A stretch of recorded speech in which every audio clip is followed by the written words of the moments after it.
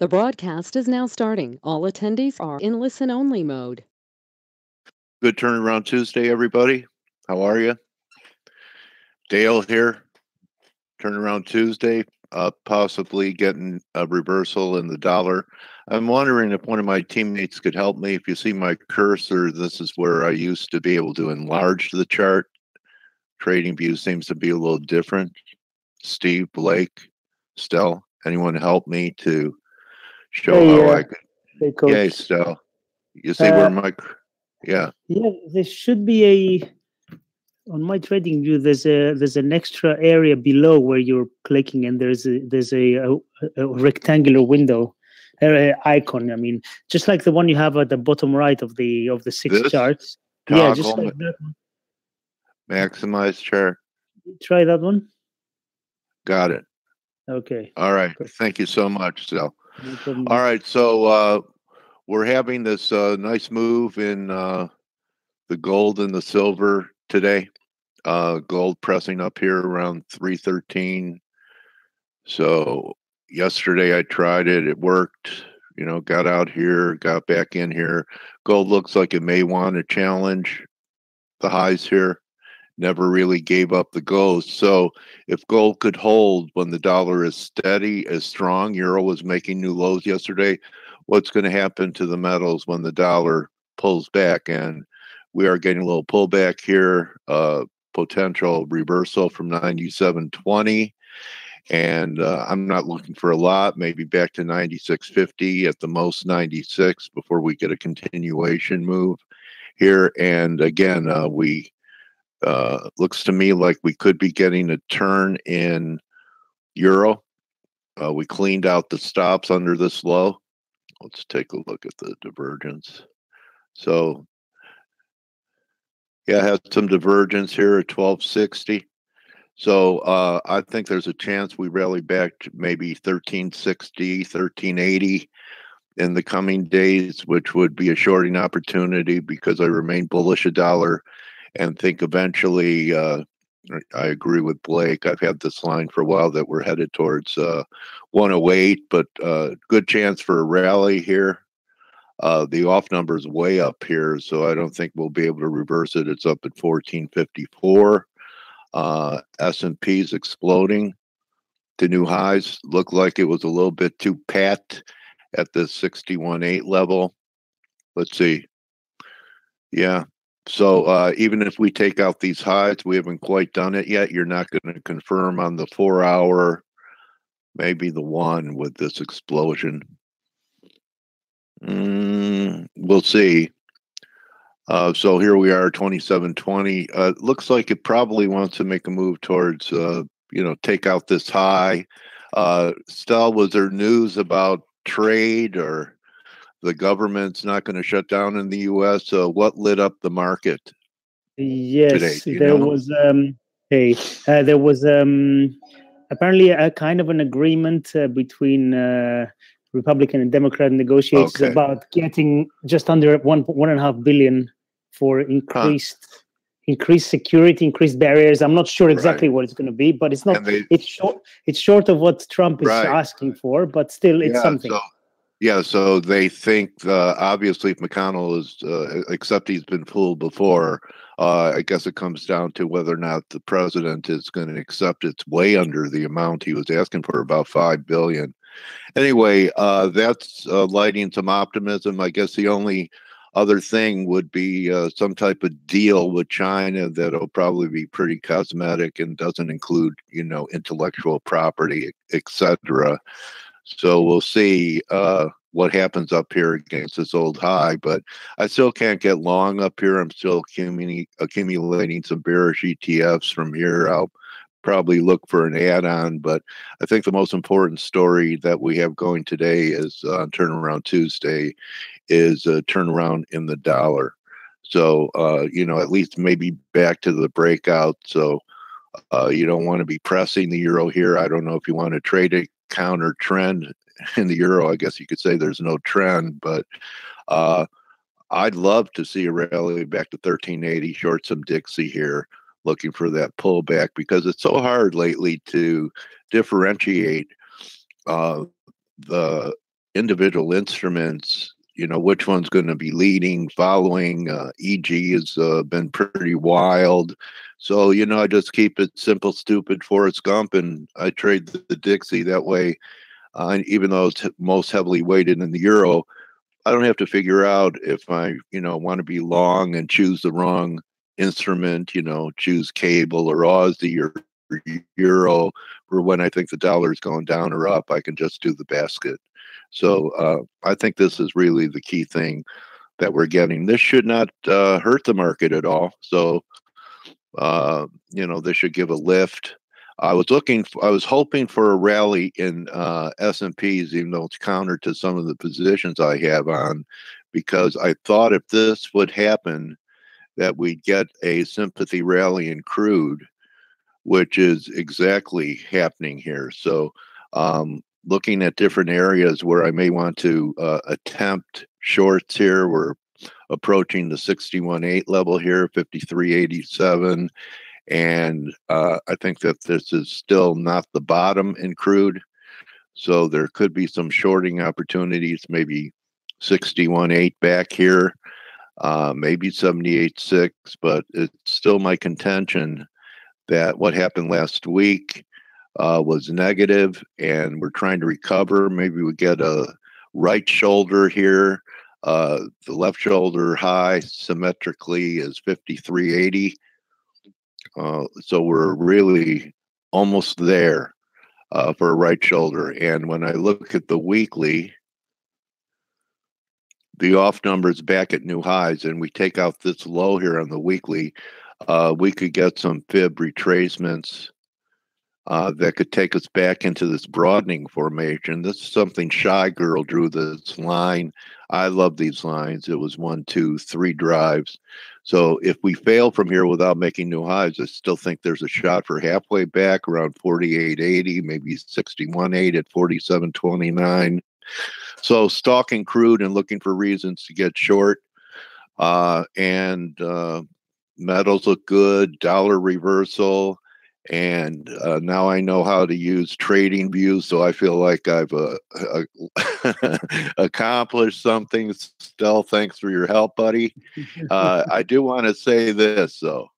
If you haven't subscribed, and at least a trial, I really believe you can't judge a service in 10 days or a month. I really think you need at least 90 days to make a good judgment on anything. I don't care if it's a money manager.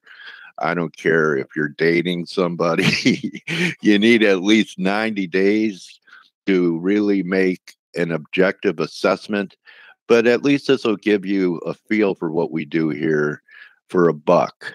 And anyone hearing my voice, if you really feel you didn't get your $1 worth, I'll send you a refund. I'll send it postage due. And you really need to check it out. You really shouldn't be trying to navigate the Forex markets without a dashboard. Okay, it's like driving around without a speedometer, knowing what your oil pressure is like, if your battery is charged. Then you could also go into the chat room and hang out with Amanda and 100 pros that this is not a hobby for. I'm a big believer in social trading. And like Blake, we were in a meeting the other day, and even Blake says, the community's value, even to a pro like Blake, is that he can't see everything, but you have 200 eyeballs in there, and many of them effective traders. And I can definitely vouch for this because I've run interactive communities before where I've moderated, where you could walk in without one idea, and within a matter of 20 minutes or so, you have some compelling things to consider to trade. So big believer in communities and the power of a community and collaborating with great traders. And also I teach, surround yourself with traders better than you. And I'm approaching my 2-year anniversary with ForexAnalytix in April. And I could say that I've become better because I've surrounded myself with one of the best teams in the industry. And everyone, you know who they are. So you have Blake and Grega and you have Steve, and you have Andre, and you have Stelios. I challenge anyone to find a stronger team. If you do on the net, let me know. I've been around. I certainly haven't seen it. And, we also put out patterns in play for you to consider. And we had some great ones last week. The short side of Kiwi Yen by Blake. And let's see what we have going here right now. Blake's still up. Greg, a correction and an uptrend. So he's bearish. 26.97. Oh, he's looking for 25.5. I think that's possible too. 27.38. We're not quite there yet. And if you want to check it out, you could go through our closed pattern and plays too. Nice trade here. Great trade by Andre on a shark. So Blake's been in and out of Mexican. Here was a Kiwi Yen. Nice. Grega was long the Kiwi. Steven CAD. Okay, there's a setback. But you could see more than 50% of these are green. Okay. And if your RR is good, risk to reward, you're going to make money at a 50% hit rate. So consider joining. Also, get a hold of our sponsors, Trent, Justin, so that you could either pay for your service or get a rebate check. Steve's using them now. He likes the checks. And let me remind you here, this is a great opportunity to meet ForexAnalytix in person. I know that Steve and Joe are going to be there. I heard Grega is going to come all the way from Slovakia. I believe he's in Slovakia, not Slovenia. I get confused with those. Slovenia, bro. Okay. All right. All right. Well, I was closer to Blake. Blake says Croatia. No. Okay. We say Croatia for fun. We're having fun with him, because a lot of people confuse, Slovenia with Slovakia. So now we've taken it to the next step. We're calling him a Croatian. That's known for the war in the Balkans and everything, and God, what those people went through. Anyway, so Greg is going to be there. So I think that should attract some of our female subscribers. Greg will be handing out autographs, and Blake may or may not come. Huh? Greg is going to be handing out little pieces of his underwear. All right. Well, I'm going to stay in California. So anyway, Blake, what do you think? I'm Steve. You're not up yet. You're up pretty soon. But what are you guys thinking? Dollar's run pretty hard for a while. It looks like we've cleaned out some stops in the euro. Ripe for correction in the dollar and euro here. What do you think, Blaker? I don't know. There's a couple schools of thought. First of all, I've actually sold a little bit of euro here in the 90s this morning. So, okay. I was talking to one of the guys in the office about this, and because he was going to take some euro short home. And, which is a pretty sizable position. And I was like, well, the DSI is pretty, it was pretty weak. I think we closed at like 10 daily sentiment index. We are below the trend line. We had a really bearish close below the channel support.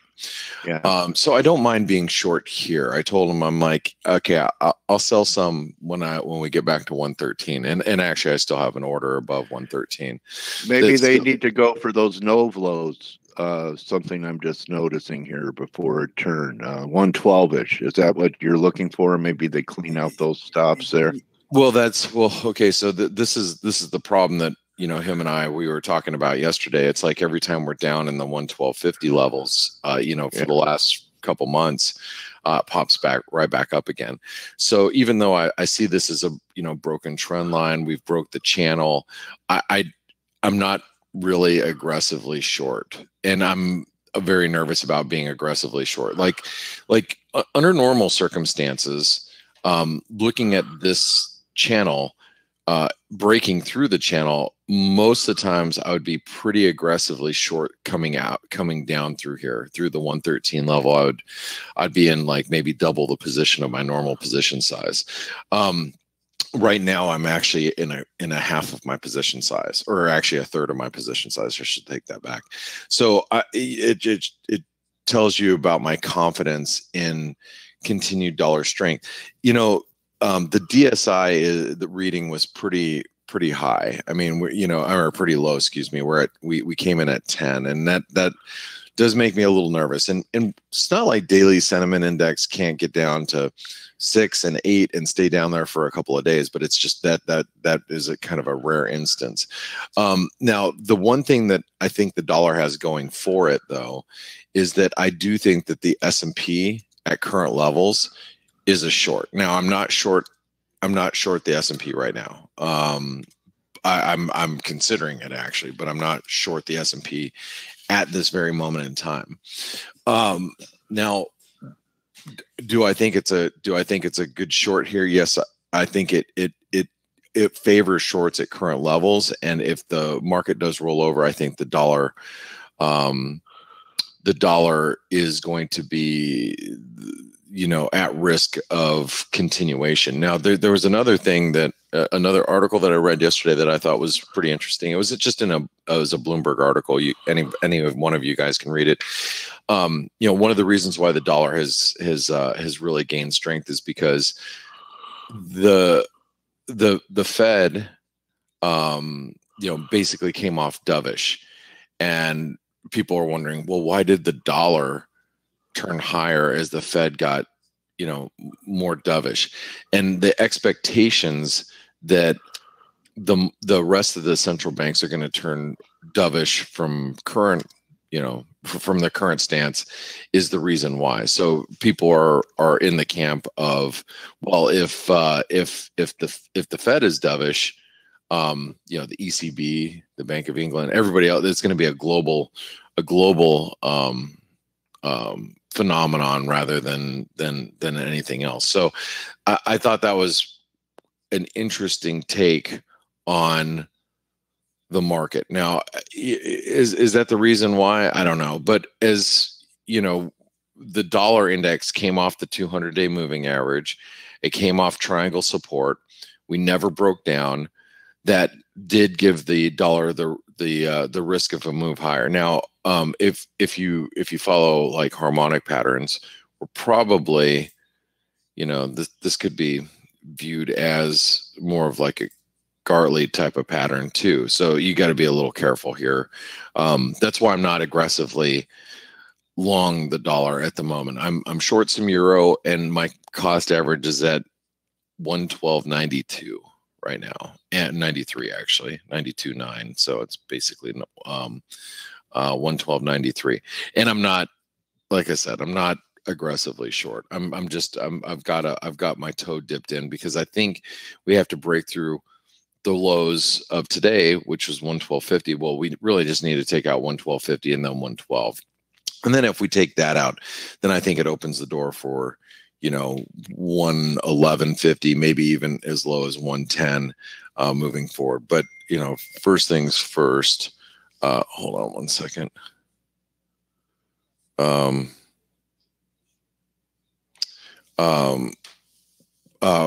First things first is we've got to see the euro really start to break down. I think these are levels that if it's going to turn, you want to be selling around the 113 level or so.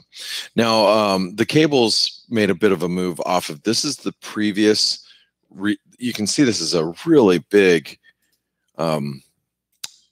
support. I've been noting this in the analysis here at the 128 level, and we came down to 128.32, and then we've bounced. The cable's looking a little bit better at this moment. It's bouncing just a bit. We're near our highs of the session, but I'm not really doing anything with the pound until I see some definitive news from the UK regarding Brexit. I'm kind of leaving the cable alone at this moment. The Aussie.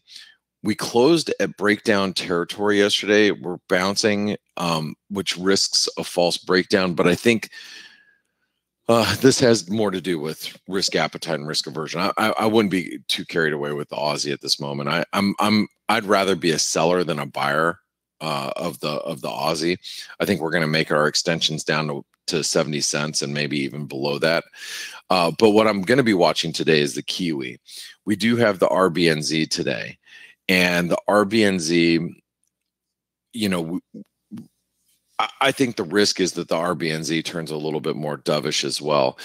And that's I actually want to be short the Kiwi, but I'm not shorting it here. And I don't know if I want to short ahead of the RBNZ. I think for me, it's more of how much of a bounce can we see in the Kiwi before I short it. So if we rally to, let me change this. If we rallied to like 67.70, I would be a seller up here today, not down where we're currently at. That's what I'd be looking at with the Kiwi ahead of the RBNZ.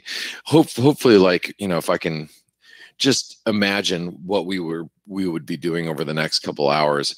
Imagine that we rally for the next hour, 2, 3, and then roll over. Then I'd be a seller up here. I don't want to, and I'd want to make sure I'm positioned well ahead of the RBNZ, because you don't want to, take a position an hour or 30 minutes before the RBNZ and just hope it works out. I'd rather, be up 20, 30 pips and then move my stop to break even heading into the RBNZ. I just don't know if that's going to be the case today. I doubt it. The market never makes it that easy for you. The dollar Canadian is pulling back a little bit. I'm not really too sure what to do with the dollar Canadian at this point. I think if we have some risk aversion, we can continue higher. But where I'd want to be long, I don't know. That's not. We had some pretty strong employment data out of Canada. Recall that. So I guess if I was to be long the dollar Canadian, it would have to be. Let me grab this. It would have to be somewhere down here.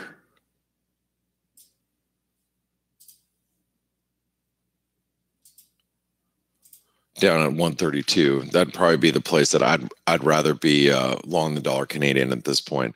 The dollar Mexican peso is coming back down to the breakout point. I have been adding to my dollar Canadian longs down here. So, or dollar Mexican peso. Now, the reason why the dollar Mexican peso broke out yesterday is this very weak industrial production numbers, and people really believe that moving forward, that's going to weigh on Mexican GDP in a very big way. There's actually, I read Barclays, Goldman Sachs reports yesterday about how that could really turn the tide for the Mexican economy. So, you sprinkle this in, this move in here and this breakout of this triangle with a, all we need is some risk aversion. If we see some risk aversion, this dollar Mexico, I think is a really good, good long. Like I said, I've been adding a little bit on this dip. Let's see, the US dollar Norwegian krona.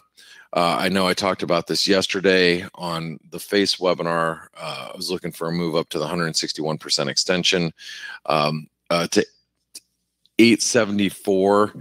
We got up to 872. I actually shorted it yesterday, made a few bucks, and then I didn't want to carry it overnight, which is a shame because it's actually looks pretty good. But now that we're coming down, if you want to be on the long side, I think the better thing to do is be long down here at 860 if you could get it. Let me get rid of these. And last but not least, I'll cover really quick is the US dollar Japanese yen.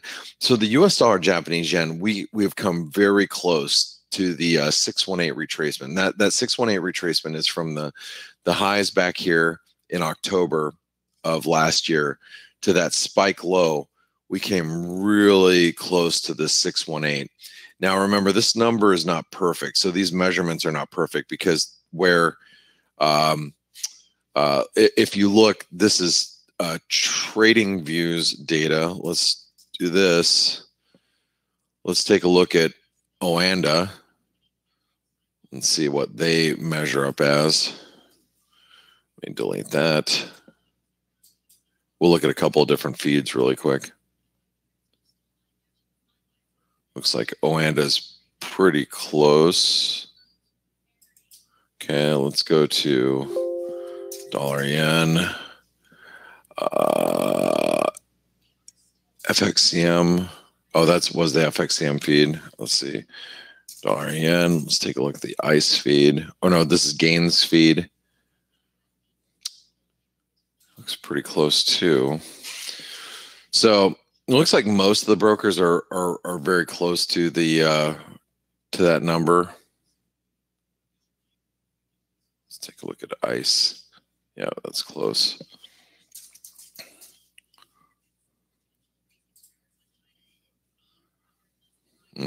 Let me delete this.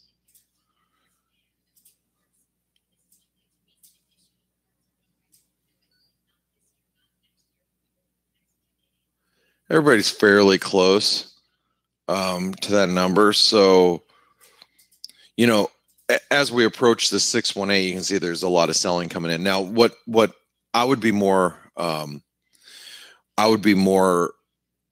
inclined to do is sell a failure below this 110.20 level. So you can see this right here. So if we move back below 110.20, then you know it's a failed rally attempt. So, and I have no yen exposure right now. But again, if stocks turn lower and the yen starts to strengthen, that's kind of what I'm looking at this point. All right. So with all that being said, I want to mention that, well, first of all, I'm going to bring Steve and Stelios in. Good morning, guys. Good morning, Blake. Good morning. What I wanted to mention is if you guys have not visited our sponsor, Forest Park FX, make sure you do so. You know, Steve is a client of Forest Park FX. He's part of the reimbursement program.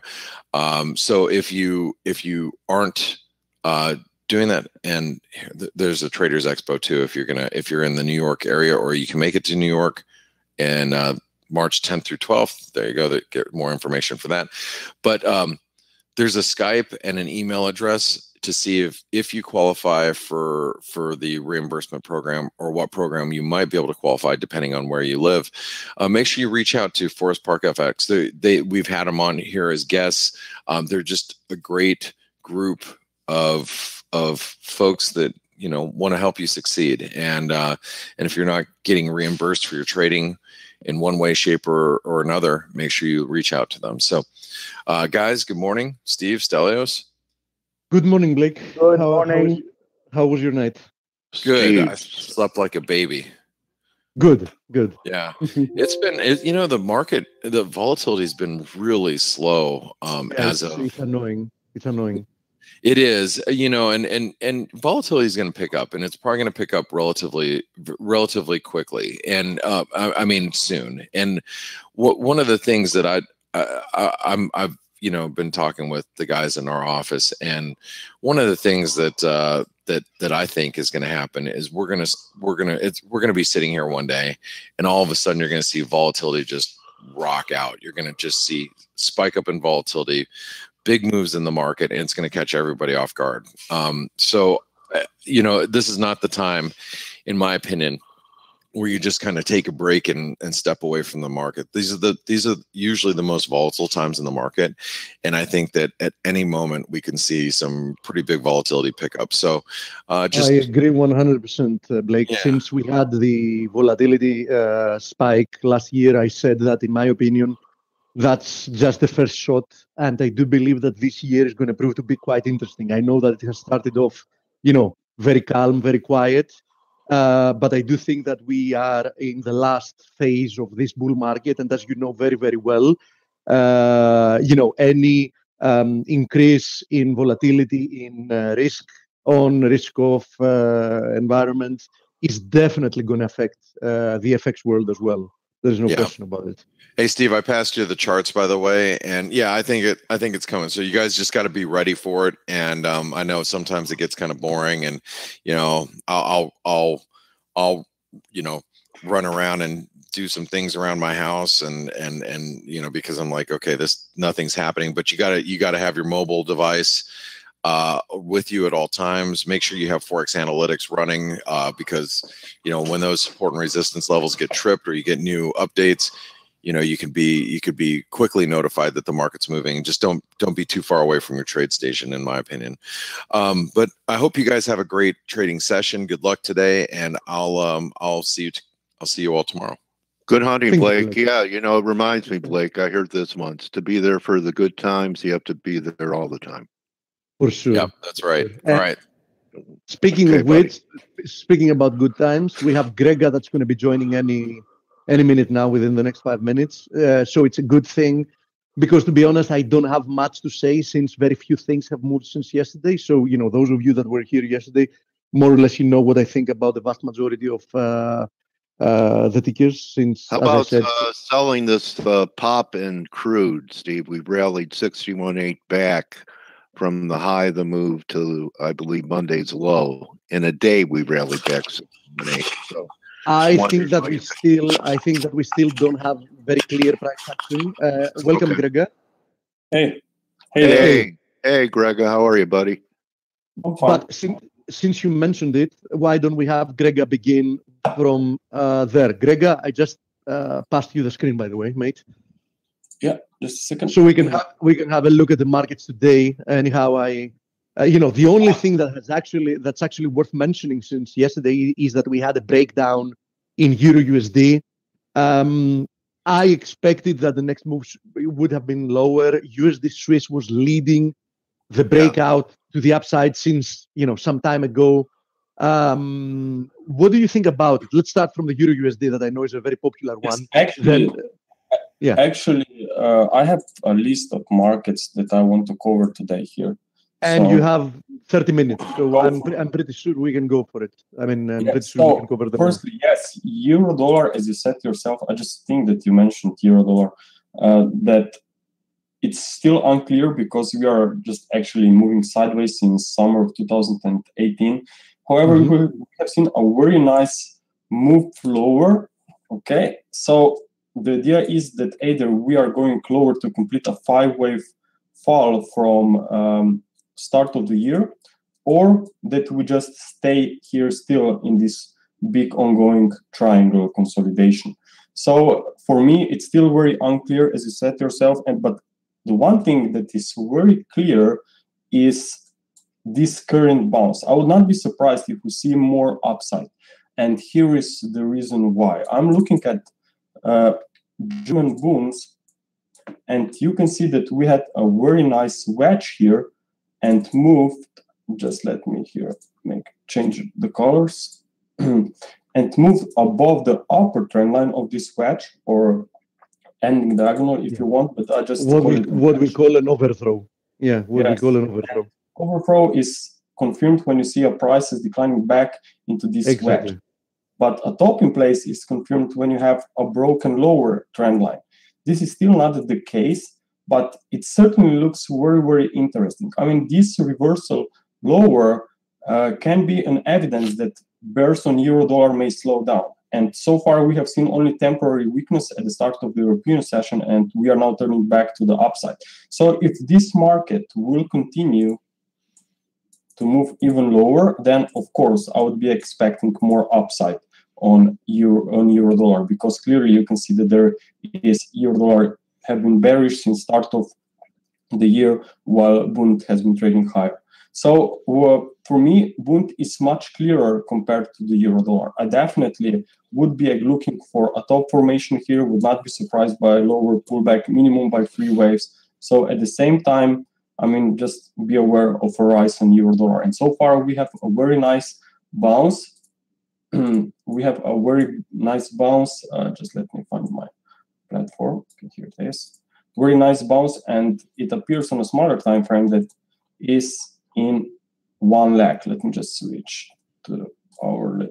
Okay, so this is only 1 leg, and minimum 3 waves higher are required, at least for a corrective recovery. Okay, so I think that euro dollar may certainly see more upside from here. As I said, Bund is looking to be topping, at least for short term. But from a trading perspective, I mean, it's still very unclear. Definitely, I would be looking for something else. So about the euro dollar, let's take a look on. Let me check what I have here. I have here cable. Now, cable is definitely much clearer than euro. Notice that we have on the 4-hour chart, if we firstly check this one, we have clear 5 waves of decline. Okay, we already touched a new low. So again, even this market, which has 5 waves to the downside, suggests that we may see some pullback here on dollar pairs. So maybe we'll see a recovery in 3 waves back to 1.3 level, which is also a psychological level. This definitely would not surprise me. But the important is that we have 5 waves down, and this 5 waves down suggests that at least temporary high has been. We should be selling the rebound. Yes, and we turned down from that very nice resistance area. So I think that we will see more weakness coming.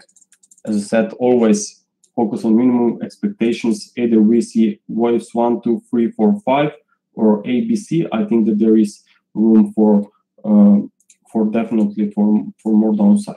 This spike down there, I'm not sure really what happened. Definitely for multiple reasons. A retest of 130 is going to provide an excellent opportunity to sell. The 200 daily moving average is there. It's a zone that has been acting as support resistance multiple times in the past.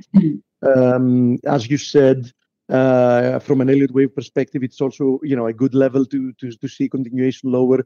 So I do think that 130 is an excellent risk-reward opportunity to short. Yes, and I would be looking for a move back to 1.2670 around there. There was some interesting spike. I'm not really sure what was there, but certainly some Brexit news, I guess. So maybe we will see this. 126 area is also an area of previous support resistance. So 126 looks, the vicinity around 126 looks good. Yeah, so 126.95, it's the 61.8. So, the level you're giving is between those levels. Yeah, why not somewhere there? It sounds good. Yeah, so cable, I mean, but it's bearish. But firstly, of course, as you said, we need a 3-wave bounce. So even this one may suggest that euro dollar may see higher prices for a pullback. So, okay, the next one is Aussie and dollar CAD. I mean, we will look at the commodity currencies. So Aussie dollar is in a pullback mode, okay, and looks like it is forming a flat formation. So we have seen here only a 3-wave move to a new high, okay. I firstly thought that we will see much higher, more extended wave C that would already be in progress, but it appears that since market moved back below 7,200, and I think that this was a confirmation that actually we are in a flat formation. So we are now approaching very interesting levels here. But until I see very nice 5 waves up on a smaller time frame, I think we have to be very careful here, especially because a dollar against Chinese yuan is still looking bullish. And if this pair but after a 5th wave down, right, Grega, in the Aussie, I mean, yes, of course, there is room for more weakness and then a bounce. Yes. But generally speaking, if I'm expecting here a bounce, I mean, then this dollar against Chinese currency should really be struggling to the upside. I mean, but the price action is looking bullish. So I'm somehow trapped between these two, and I would not trust Aussie longs at this stage. Definitely not yet, unless we see something changing in a big way here on dollar against Chinese currency. But technically speaking, I mean, from an Elliott wave perspective, it can be a very nice pattern. But as I said, if I see 5 waves up on a smaller time frame, only then this pair can have my attention. Okay. Yeah. For higher conviction. Yes, exactly.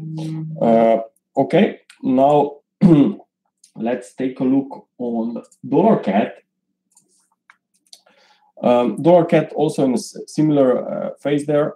I mean, we have here a corrective price action. 5 waves fall down for a wave A, and now we're just moving sideways. So this can be flat in a wave B.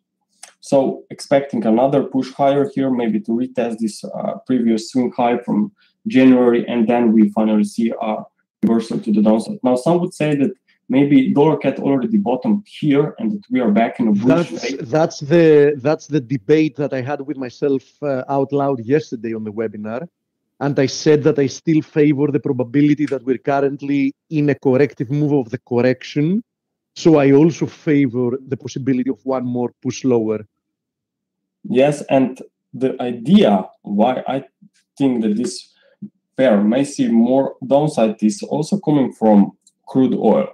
Okay. I said the exact same thing actually. Plus, I would have liked to see a bigger retracement if that was to be wave C. But I also think that crude is probably looking good for more upside later on. So, you know, that was my concept exactly. So we agree 100%, Gregor.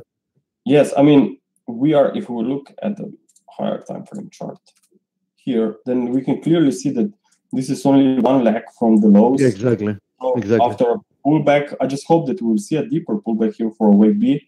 We will be looking for more upside here. So during this phase, when you see an ongoing wave C higher, on oil, dollar cat may certainly see more weakness. So I presented this here on the right. You can see dollar cat. If we see maybe another push to the downside, then we will see dollar cat maybe turning down at the same time when actually crude oil may complete this corrective wave B that I'm tracking. Okay. Also, let me just check my notes. Okay, here we have also dollar against Mexican peso. This is also, as you know, linked to crude oil prices. And if I'm expecting more gains on crude oil after a pullback, after a completed wave B, it means that this pair should remain in downtrend. And we have a very nice price action here. This was wave 1, 2, extended wave 3, and we've seen some break higher yesterday. But normally I don't trust Monday flows at all. So I would not be surprised if this is only going to be wave C of this free wave recovery.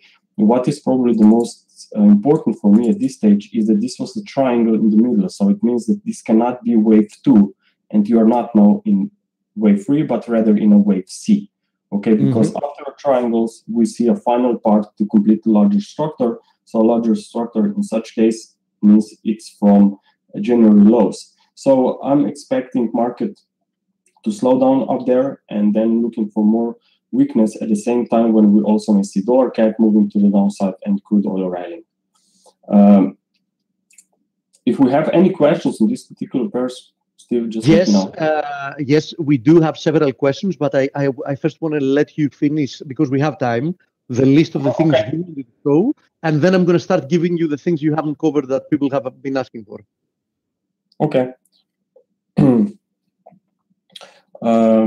Okay, now let's take a look, just a second. Okay, so the most interesting pair is probably, or currency, I should say, is New Zealand dollar. As you know, we have a rate decision, I guess, in last, in 12 hours or so? Yeah, today, anyhow, yeah. Yes. And if we take a look where it is, okay, here we are.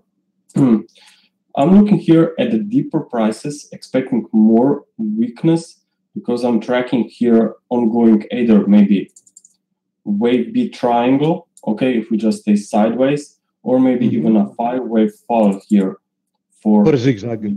Yeah. Yes, but in both cases, I think that more weakness should be coming after a bounce. So either after wave B, okay, for within a triangle, or after wave 2 to make a wave 3, wave 4, wave 5 down for a wave C. But in both cases, more weakness after this pullback. So New Zealand dollar is in a bearish track. Okay, and this is a nice, area. This is a nice area that we currently are for an initial bounce, because we're currently testing a confluence of supports. It's the 61.8 of the last move. Yes. Higher and the previous low, as you see. So perhaps an initial reaction higher from here would look quite nice, from a technical perspective. Yes. So we have New Zealand dollar that is turning bearish, and we have euro dollar potentially searching for some support down there because of bull market. So if we take a look at euro against New Zealand dollar, what we can find here is that we have a very clear path. We have a 5 waves down for a wave 1, and now it looks like that we are unfolding ABC recovery, and this wave C is still missing.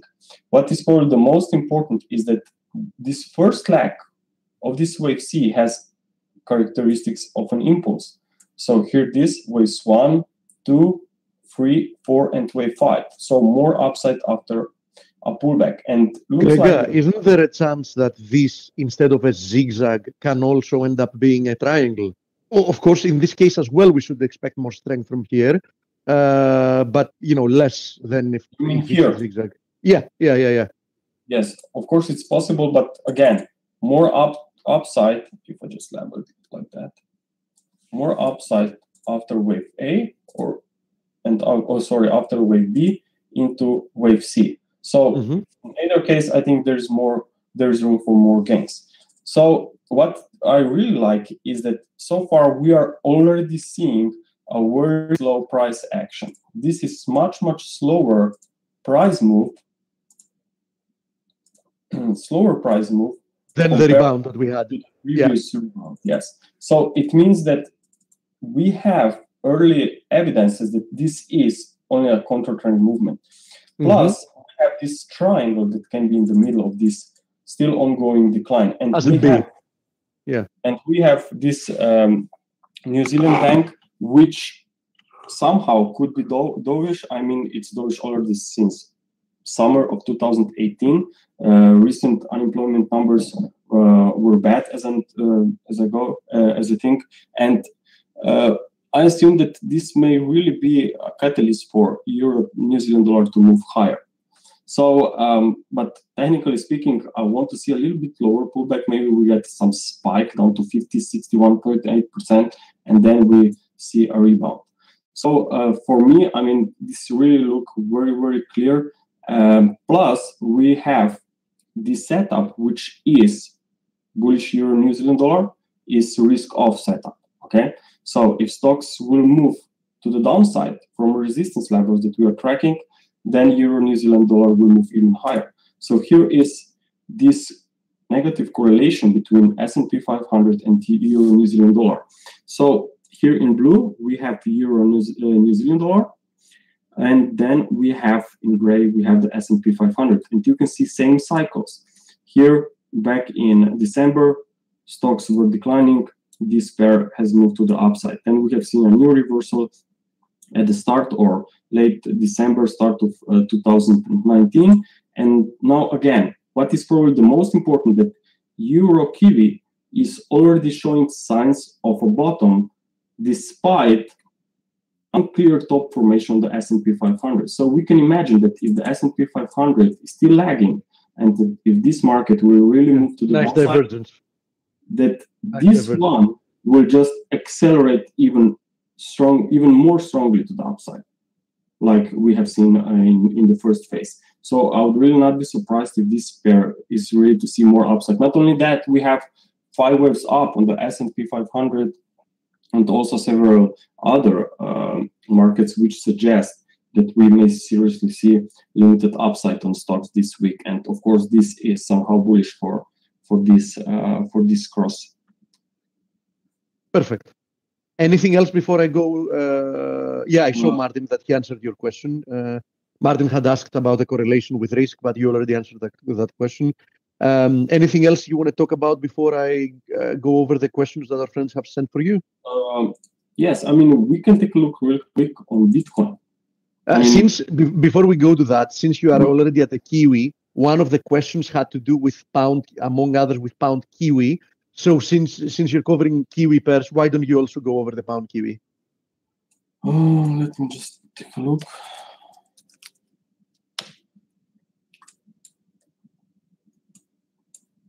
Now this one is not that clear because this decline was also somehow very aggressive. Yeah, but on the other hand, the rebound looked quite aggressive, and the pullback from there. Yeah. So I mean, technically speaking, even if we see somehow wave P we may see probably retest of this 1930 level. It was swing high of this wave 2. Now, if this wave 4 swing resistance did not help here, which normally should, after a pullback, then we can look for potential resistance levels or target in such case at the area of a former wave 2 of the same degree. Yes. So I think that there's room for more gains here. Anyhow, between Euro Kiwi and Pound Kiwi, it's more than obvious that you favor the Euro Kiwi having a more clear view. So you know, you would rather trade that. So I think it's so hard to trade for the last. I agree. I agree 100%. 2 months. I mean, it's and why do it? Why do it? I mean, why Brexit, and which can cause a lot of spikes on this particular currency. So it's very hard to trade, to be honest. Yeah, and as I've said multiple times, there's nobody that is forcing you to trade something. So why get involved with something that doesn't feel that clean? You know what I mean? So there are so many other things somebody can trade, right? Yeah, sure. Okay. Then we have an obvious question about the S&P. Does Grega, let me actually read the question exactly. Does Grega ever scale into a position when the trade is negative? Example, S&P 500. Would he consider getting in now and using the same stop? I'm not sure I understand the question. Yes, I understand the question. I mean, sometimes I scale into the position as well. So if I have maybe, let me just give you an idea here. Let's assume. Okay. And since we're using the S&P as an example, it's a good idea if you also show us your outlook for S&P besides answering the question. Firstly, I will answer theoretically. So if I see 5 waves up, okay, and I'm not really sure if this market will just continue straight to the upside or we will see pullback or no. Sometimes I take the first entry with my 1/3 or 1/2 of position at the highs because I'm not really sure if we'll see explosion to the upside, just straight continuation or a pullback. But then if I see a deep pullback, I still sometimes have a room with my position to add at the lower, better prices. But of course, at this stage, stop loss should be the same at the invalidation level. So based on the questions with the S&P 500, I mean, if I would have room to add to my position, of course, it's still available to trade because the position was still not invalidated. I mean, the highs were not passed yet. Make sense? Okay. Yes. So we can, you asked for Catherine, don't worry. We're going to go to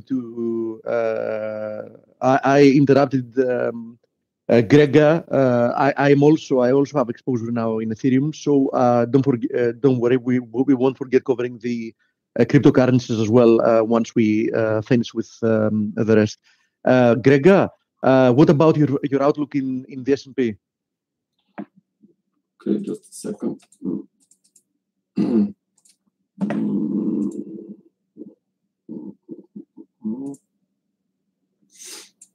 Okay. So, as you know, I have turned bearish on the S&P and expected a reversal because we were able to count 5 waves up from this December lows.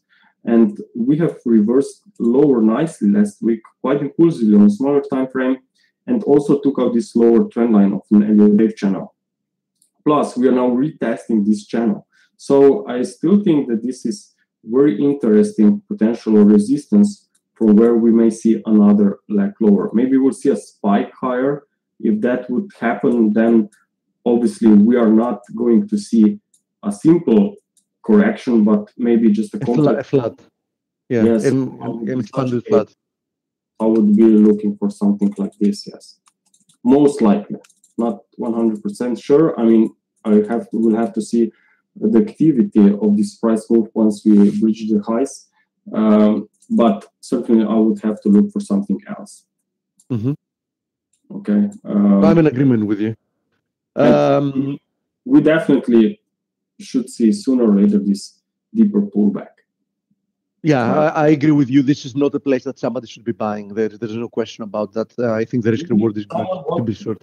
Maybe even on the short side, with the risk at the highs, maybe look at Dow. It's much weaker compared to the S&P. Yeah. Yes. Yeah, absolutely. And look here at the lower time frame. Okay, now this is looking impulsive, and this so far is looking corrective. So maybe these current levels here will hold today, and if we see maybe even turn around till the US close, I think that we are setting up for more weakness. Okay, we have a question for Pound CAD.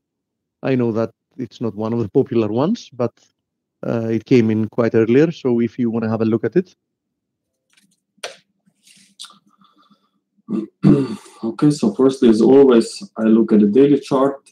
Yeah, first of all, the first thing I see on the daily chart is that this move higher, that last part of the move higher is extremely choppy and overlapping, which tells me that it's corrective. More to the right. I mean, that little last part, yeah, it's clearly a correction. Exactly, and then we have an ABC bounce here. And I will be looking for more weakness here. I agree 100%. So not looking good for Brexit. Yeah, very true. Okay. Daily chart also to make a quick coverage. I mean, very choppy, slow, overlapping. Yeah, this is the textbook of a correction. This is textbook correction. And really. This was so far a very nice reversal, as I see here on a smaller time frame. Was 1, 2, 3, 4, 5. Maybe we get another push higher here and then a drop. And then lower. Yeah. Yeah, absolutely. Now, I mean, I would call this short-term, at least short-term bearish, as long as we are below this level right there. Okay. We have then a question about USD ZAR, the USD against the South African rand. Yes. And then it's interesting to see what you think about the two popular cryptos, Bitcoin and Ethereum. Okay, so here dollars are, I mean, anyone who is familiar with the Elliott wave principle see this as a very clear pattern. Strong move, impulse. Corrective move, lower. Corrective. We also reversed with this move back into the one of the previous corrections here. So not only that, we are seeing very nice bounce from there. And as I noticed earlier, this bounce is impulsive here. So, I mean, I really should pay attention. And if you draw the trend lines, you'll see that this also lines very nicely. The whole corrective move lower lines nicely as a pennant, like as a large pennant. Not a channel pennant. Yeah. So if you change the lower, yes, I understand. I mean, it's certainly what I really like probably the most about this one is that even from here we had these 5 waves of decline. Okay, so if I label this waves 1, 2. Maybe this is some kind of flat 4, 5. So we should be turning higher here in 3 waves.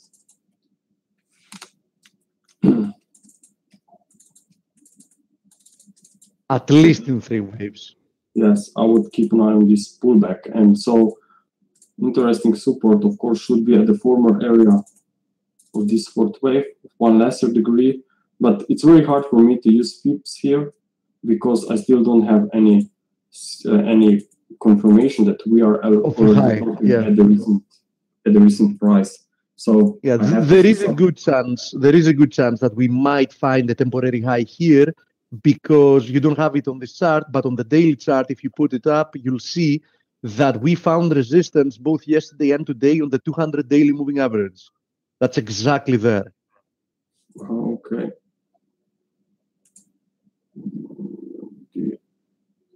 I'm not really sure where I have this. It's okay.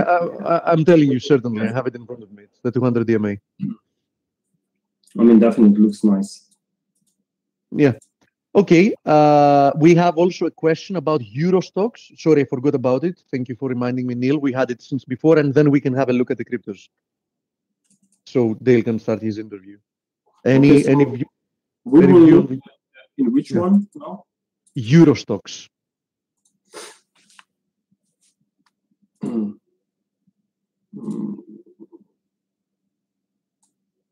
On DAX? No, Euro stocks. I got European stocks. Yeah, it's the index. Yes, I know. I just Euro stocks 50, right? Okay.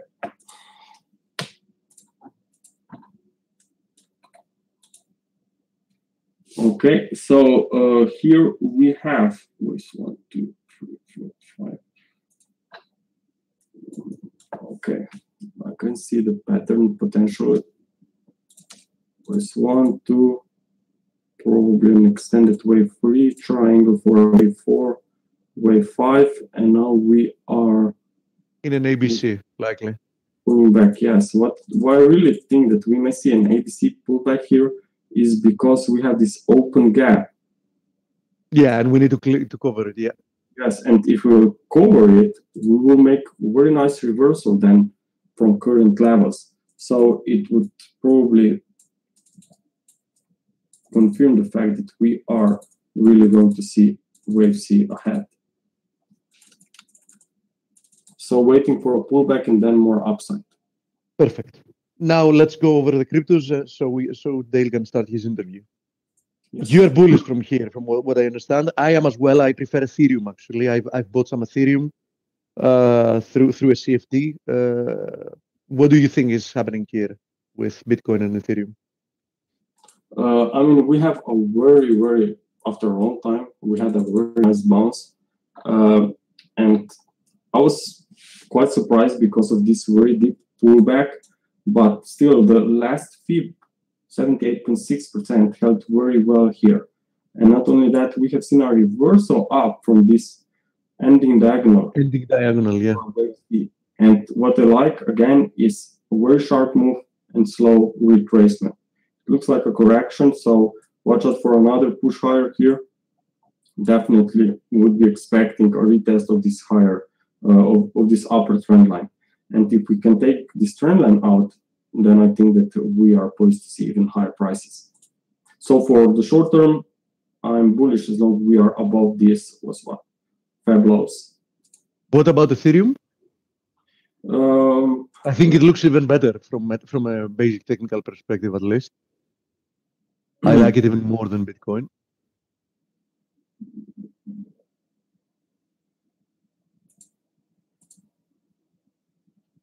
I'm not sure why TradingView changed this full size icon. It put it right there, and it's on the each chart. Very unuseful. Anyway, here on Ethereum we have 5 waves up, and then we have a flat correction here for wave B. Okay, because this was a pre-wave drop for wave A, pre-wave rise to a new high for a wave B, and then very deep extended drop for wave C, but still in 5 waves. And most importantly, if I label this one, we have 5 waves up.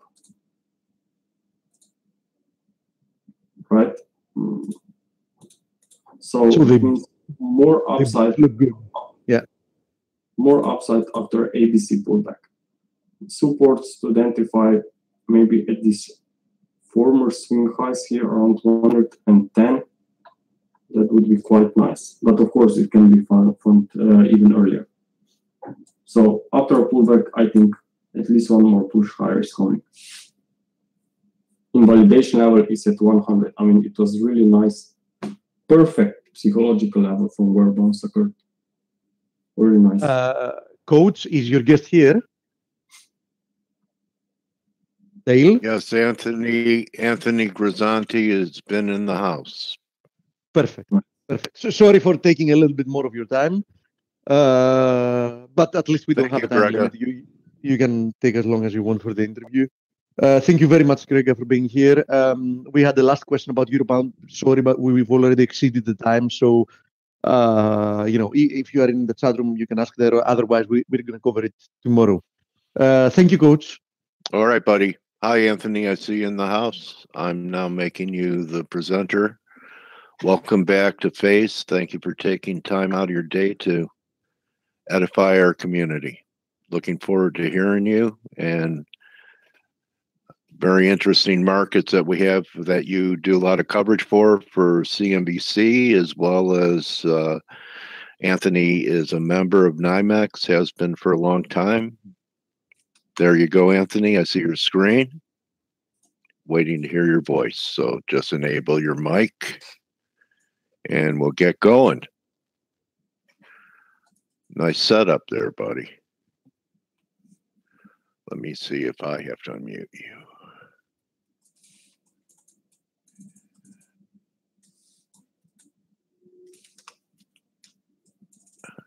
Okay, you're on the phone, so can hear you now, Anthony. How are you? I'm doing well. How are you? Great to have you back, Anthony. So, for people that are familiar with you, I turn the volume up when you're on CNBC because I'm very interested. I'm always interested in your views. So, I know that NYMEX commodity markets are your bailiwick. So we have that nice sell-off in crude from 55.5, buddy, and it pulled back. Looks like you have had a moving average there, and we're starting to advance again. Are you looking for new highs over 55.5? I am. Is that in reading reading the news lately, I've seemed to be one of the only ones that am expecting that. But there's a couple things that tell me. Number one, the technicals. Can you see this chart on my screen? Yeah. It held. What's that red moving average? What period is that? That's the 50-day, and the blue is the 21-day. So a few sessions ago, 1, 2, 3, 4, 5, 6, 7, 8, we had the 21-day cross above the 50. So that's actually a bullish indicator right there. And then you have all these bottoms right here and around the 51, 50, 50 level. If you see right here, 50.80 low, 50.93 low, 51.55, and it continues here. So it's building its base right here. And then I have to think about the fundamentals of the market, Dale and Guess. And there's a lot of talk about U.S. production and a lot of crude out there. But what I am seeing, and that is true, all of that is true. But what I am seeing is OPEC is actually sticking to cuts right now. And Saudi Arabia is producing less. They're exporting less right now. The Russians the same way. There's obviously, we all know about the problems in Venezuela as far as their oil supplies go. And so, the market, well, it might not show it right now. It should start to tighten up a little bit. And we're getting now. Go ahead. No, go ahead. Go ahead.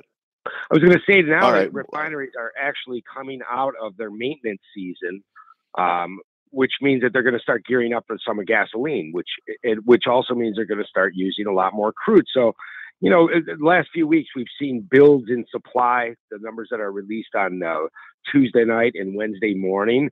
I would expect to see some draws in supply coming up pretty soon. Okay, so I wanted to ask you about these fundamentals. I heard some chatter. There was some type of deal struck between Saudi Arabia and Russia. Could you tell us a little bit about that, if you're aware of it? Well, from what I'm hearing, Dale, it's funny because when they say deal, it's hard to say, see it until we actually see the numbers coming out. Okay. And, I actually follow a great program, and I'm not trying to sell it to anybody or anything, but there's a company out there called Tanker Trackers, and Tanker Trackers was the first one. If you remember, when the sanctions were imposed in Iran, they were the first ones to say, "Hey, wait a minute, Iranian oil is still shipping here," and this is when we were trading in the 70s.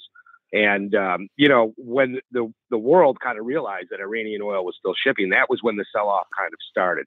But as far as the Russians and OPEC goes, yeah, I mean, their deal is to start cutting production and keep it in the levels that they made back in 2016 and possibly lower than that, in an effort, obviously, to boost prices.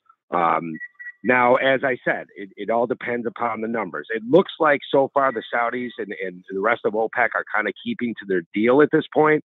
You know, I haven't really seen the numbers coming out of Russia, but in a couple days I will, and I'll put those out there on Twitter when I get them. But for right now, it does look like there is some effort, at least, to curtail supply here. Okay, let me ask you about, you brought up Venezuela. You know, there's a lot of hawks in the current administration for Iran, with Iran too. Is it possible that there's some type of adventurism that could take place in Venezuela? It's a much softer target than Iran. So do you think it certainly is? But, you know, I think that one thing Trump is kind of showing is he doesn't really want conflict. And I think that's shown by, you know, his actions in Syria and also in Afghanistan by pulling troops out. So I'm thinking that he's going to err more on the side of let's try to economic sanctions, put pressure, you know, world pressure on Maduro, and then see what happens there. You know, the problem with Venezuela, and it's kind of a big problem here, is that that's a heavy crude that they produce, and that's actually what the refiners are kind of geared up for. In this country, a lot of the refiners, they refine that heavy crude oil, and the problem with Venezuela is cutting that crude off is that it cuts off some crude to our refiners also. Now, Canadian crude is heavy also, so that could make up some of the difference. But the problem there is the pipelines and the shipping. These pipelines are kind of full right now. So there could be a little bit of a squeeze there, and that's really, you know, more the products than it is actual crude oil. So gasoline supplies are very well going into the season. They're near record highs, but that could change if we get a demand pickup and refiners aren't able to refine as much crude oil into gasoline as they want, that heavy crude. Okay, so S&Ps are up almost 20 handles today, and crude's up $1.55. What do you make out of this correlation? Seems like they're Siamese twins. That's a good point, Dale. That's a very good point. And also, let's look at the dollar too. You know, the dollar's a little bit weaker today. It bumped up against that 97 handle and failed there. So that's actually supporting it too. But that's a very good point. I think, you know, Dale, I've been saying it on futures now also, that if we happen to get a trade deal with China over the next couple of weeks, you know, then crude oil, that'll be another boost for crude oil, because, you know, the perception is demand will pick up off of a trade deal. But yeah, absolutely. They're going in tandem right now. And I think that that's just a reflection of a positive, you know, feeling about the economy. Maybe Congress can come together and get things done. Okay, well, that's interesting. You know, the Chinese have had this cash and carry market for energy priced in yuan for a while. But you know, I interviewed Shy Girl. I don't know if you know her. She said there's no back month action, so it can't really grow. Yeah, so there's no potential for hedgers to come in and use that market. So is it a failed experiment just to de-dollarize oil and take away some of the petrodollar strength, or what? I don't know. I think it might be too early to call it a failed experiment, because I think they've only been up and running for about a year right now. But certainly you would want to see some of those back months kind of get some volume in it, because right now it's just basically a speculator's market at this point. And, you know, when you see all that volume in the front, that's what it's telling you. I don't know if it's going to supplant, you know, WTI or Brent and everything else, and the US dollar. You know, certainly there could be an impact, but I just don't see it right now. Okay. So you brought up the dollar, and also I know in your bailiwick are the precious metals, having been a trader in New York for many years. You have any view on what's been happening with gold and silver, silver ratio? Go ahead, buddy. I did like, I liked gold a lot coming into the last few months. Now we've kind of failed at that 1325 level. Let me pull up a chart here of gold, a daily chart. We'll see where we are. Here we go, right here. Let me add the 21-day, the moving averages on this. Yeah, I mean, this chart actually looks good. To me, it looks kind of like almost like it did in this area right here. Right. Where Just the market kind of rallies, takes a pause, then rallies again. And I wouldn't be surprised if it didn't do this again. It's funny because gold actually, obviously we failed when the dollar kind of failed. Up above, or I'm sorry, below around that 95. I expected that dollar to really bust through that 95 handle, and it never did. And once it started to rally, gold started to fail. But I still believe in it. 1300 is my support. Right. These two bottoms right here, a bunch of tops right there, tell me that. So I think that investors are kind of looking for I think a more balanced portfolio, let's say. So I think that they're adding a little bit more gold here.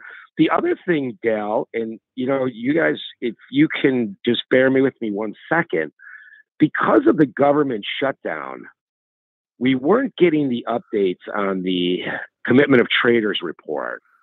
Yeah, we weren't getting a lot of data. Yeah, go ahead. Exactly. And what I did see as far as the metals were, up until December 18th, and let me see if they've finally, can you see this screen right here? Yeah, got it. Got it. Okay. Yeah, let me see if this has been updated. Because the trend was up until December 18th, that hedge funds were buying gold again. Okay. So let's see what they're doing right here. Manage money. Okay, yes, it has been updated. Here we go. I'm going to make the screen bigger. Okay, as you see, this is what I'm talking about. The 18th, the blue line is the longs, the orange line is the shorts, and the green line is the spread trading. And as you could say, that they started to build this position a little bit higher, a lot more longs and shorts. Looks like they took some off the board over the last week or so. And that's probably the move that the dollar made. And they've increased the shorts, but certainly the longs much more above it, 80,000 or 112,000 longs versus 80,000 shorts at this point. So, and if you look back here, this is when huge shorts. Yeah, huge amount of shorts. So that fuel is gone. The short covering fuel is gone. The short covering fuel is definitely gone. Absolutely. And this is all right. You're seeing right here, Dale. Absolutely. Is all the short covering rally. And this is adding now to longs. Now, like I said, they took a little bit of a pause here. I'd like to see tomorrow when this is updated, whether or not that continues. Okay. You know what I'm interested in? That a lot of people don't understand, Anthony, and a lot of people have different explanations. How do you explain, gold's move over the last several months has happened, the rally has happened in the face of a stronger dollar. How do you explain the dollar going up and gold going up at the same time? Well, I mean, Dale, let's look at it, the chart right here. This dollar, this is back on, let's see, December 14th, the dollar reached that high of 97 something at that point. And then you go back to gold right here. And yeah, you're right. I mean, it's a very strange thing, but I think, let's look at what was happening in the economy at that time. That was the December sell-off. If you remember the 25th, Christmas Eve, the market really took a big hit, but the whole month long, it was taking hits. And I think that was part of it, where investors said, hey, wait a minute, let's look for a little bit of protection here and maybe buy some gold. Okay. So, I've been taught that gold, when the dollar's strong, is obviously, while other currencies are weaker, is rallying in other currency terms. The fact that it's begun to rally in the dollar is an even more bullish sign, because now it's rallying against all currencies. So, that's definitely a sign of a bull market.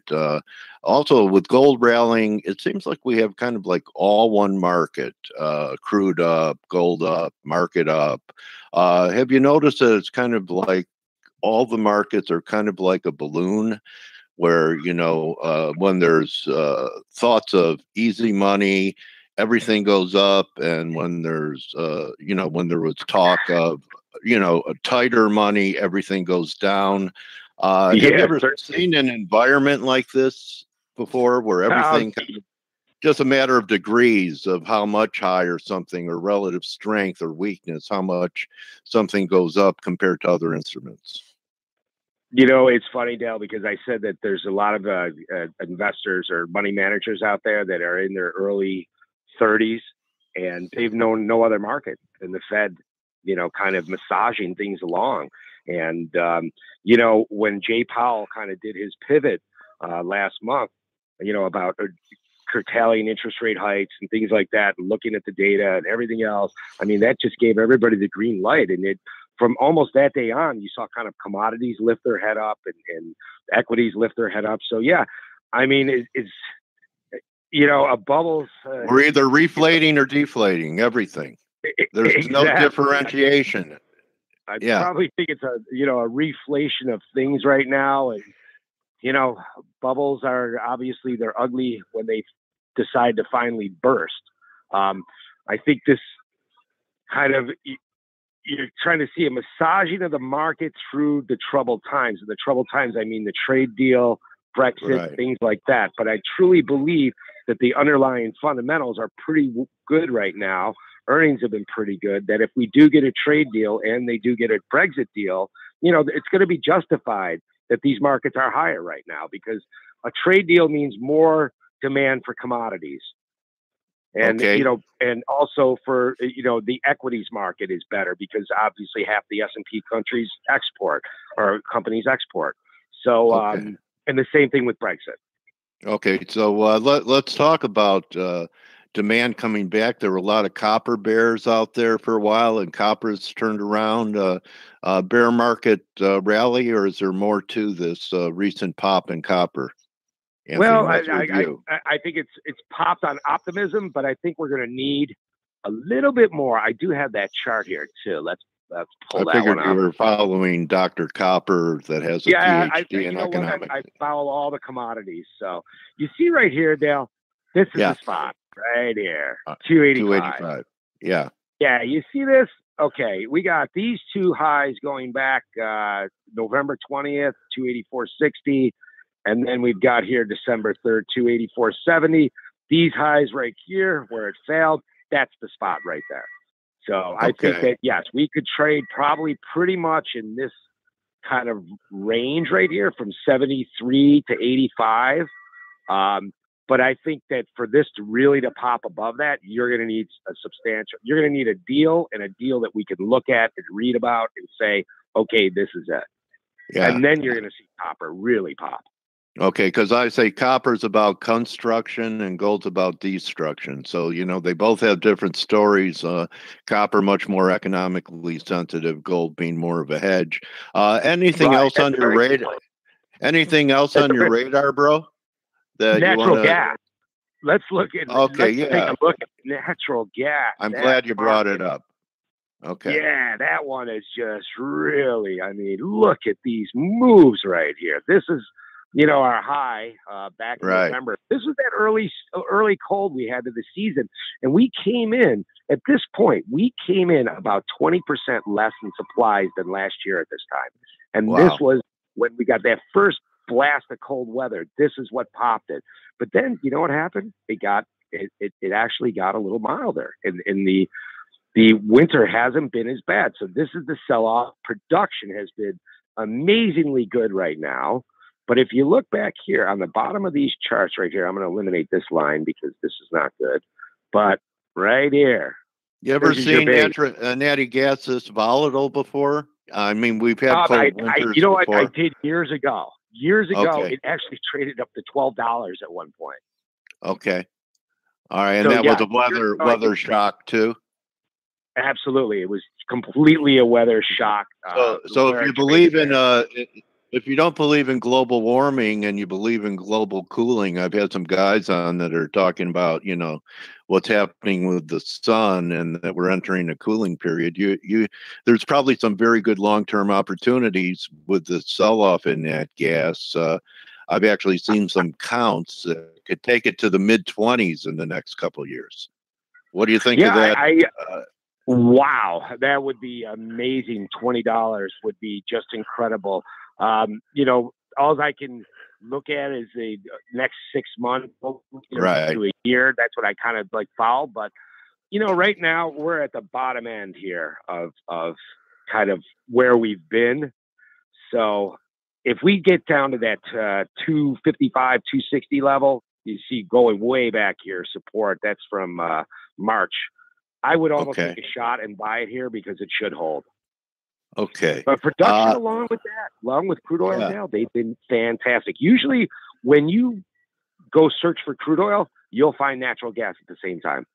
Okay, so the frackers, do they ever go out and just look for nat gas, or is it always crude first? And no, they'll look for nat gas too, especially when you're talking areas like the Marcellus Shale and things like that. But when you're just strictly, looking for crude oil, most of the time you're going to find natural gas along with it. And production in this country is just really, for natural gas, is just amazingly strong. I would think what would really pick up the market, Dale, because our prices are a lot cheaper than they are in Europe. Yeah, they are. Now. It's to be able to export overseas? Exactly.